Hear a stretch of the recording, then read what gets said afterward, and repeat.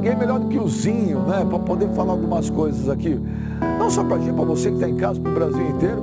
Ainda mais, além de tudo, de ser cria, de ter nascido no Flamengo, né? De ser vermelho e preto de coração mesmo. O Zinho, ano passado, ainda teve a oportunidade de ir lá dar uma palestra para essa molecadinha toda. E o Zinho que viveu esse sonho de ser jogador de futebol e que realizou. E não é só isso, toda vez que eu faço aqui com o Benja, com ex-jogadores do Flamengo, todos eles falam do Zinho como se fosse um pai. O Júnior Baiano, que chorou aqui, falou: Zinho, lembra que você me levava lá para comer arroz e feijão na casa da tua mãe? O Paulo Nunes, lembra, Zinho? Todo mundo falando a mesma coisa, que ia comer o feijão lá na casa da mãe do Zinho, lá em Nova Iguaçu. Então, Zinho, você sabe que a gente gosta sempre de falar com você para boas coisas, porque você coleciona títulos, só tem coisas boas, mas infelizmente, né? E nós ontem que nos divertimos muito, não imaginamos, saímos dando risada ontem à noite, não imaginava que teríamos um começo de dia, uma sexta-feira que nem essa. Zinho, o que falar, Zinho? Difícil, né? Desculpa até um pouco da emoção, porque, como você relatou, né? Vai ser difícil.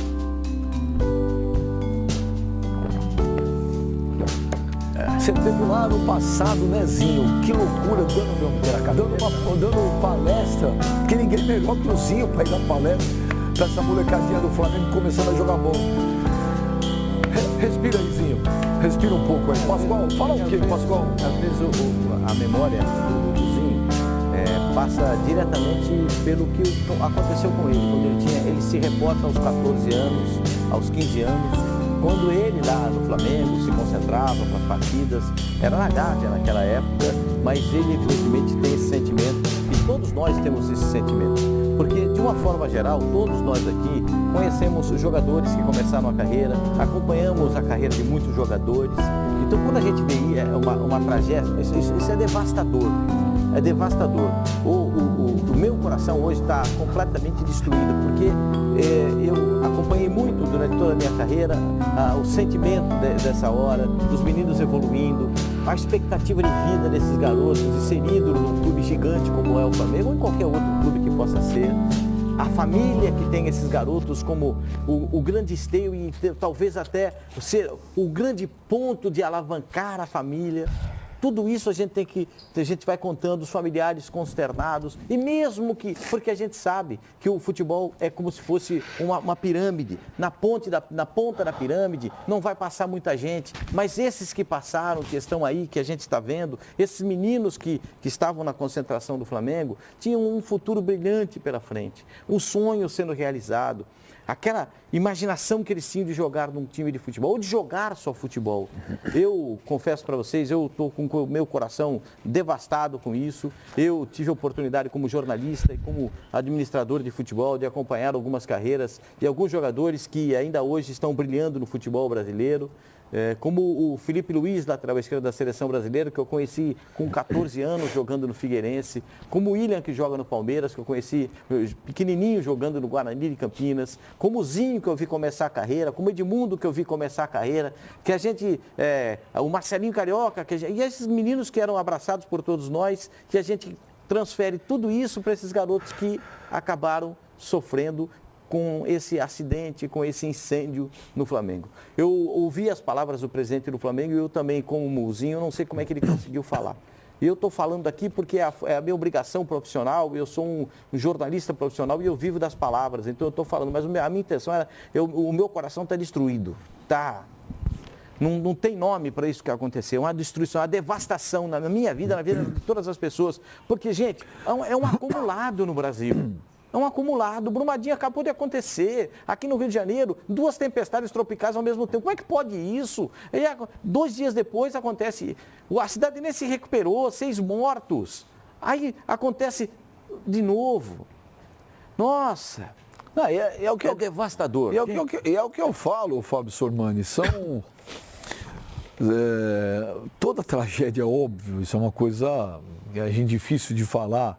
Mas quando envolve adolescente, criança, não tem o que falar, né? Não tem. Olha, quebrou todo mundo, cara. Todo mundo numa tristeza. Sabe por quê, Benja? Você E ainda tem bem um filho que dessa idade, eu tenho Lógico. neto dessa idade, o Sormani tem neto dessa idade, o Luzinho tem filho dessa idade, o Flavinho, os filhos dele são um pouco mais velhos. O Benja, o Mano tem afilhado, tem sobrinho, tem, todo mundo tem gente dessa idade. E todo mundo conhece. Isso devasta a gente. E todo mundo tem amigos que têm filhos que jogam, que vão para alojamentos. Então, a gente se coloca no lugar de todo mundo.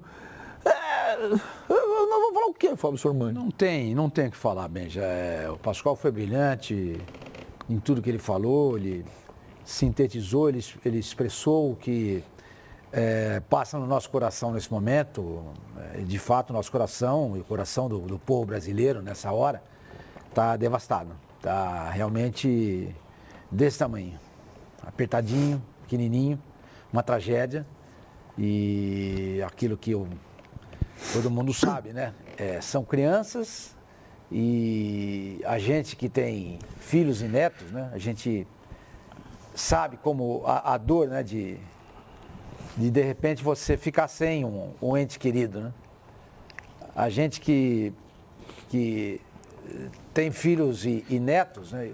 Você fica imaginando que você nunca mais vai vê-los, entendeu?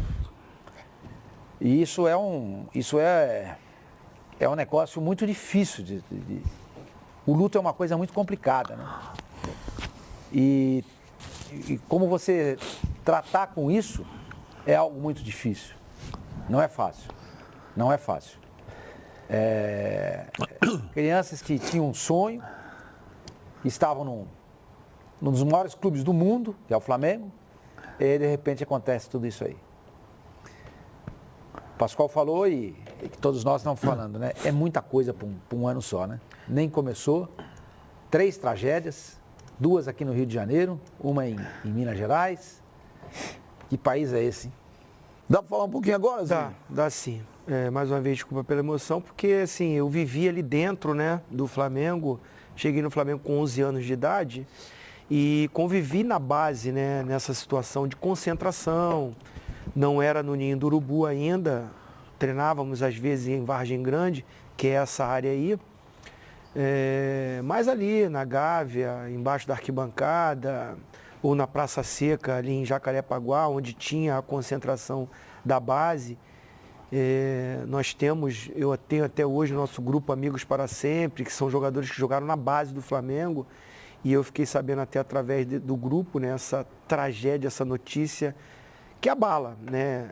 Foi citada aqui várias outras tragédias que nós também sentimos muito, mas no meu caso específico, que sou do meio aí do futebol, da minha formação, e no clube que eu me formei, a gente acaba sentindo um pouco mais, muito né? Próximo, né? Muito próximo. Se remete ao seu tempo, né? Os grupos todos aí de amigos do Flamengo. A gente não está falando de clube, né? A gente está falando de uma tragédia com crianças que foi interrompido um sonho, né?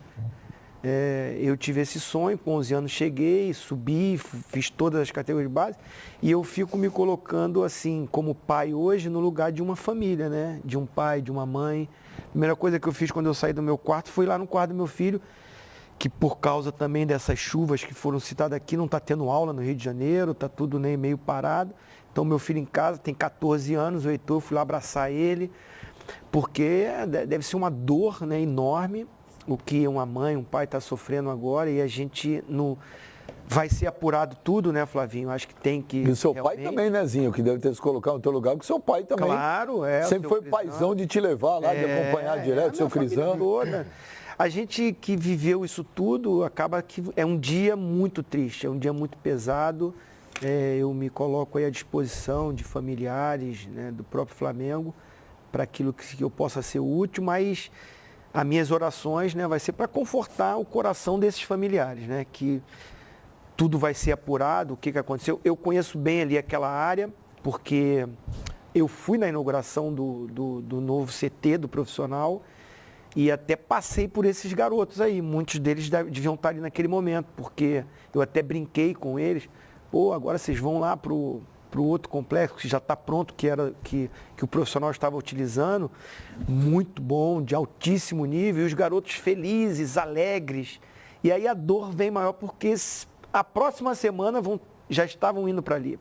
Essa área aí, é uma área ainda de alvenaria, porque a área que tinha os contêineres, que eu trabalhei há pouco tempo no Flamengo ali como gerente de futebol, ela foi toda retirada para a construção do CT do profissional, né? Que ficou agora na frente.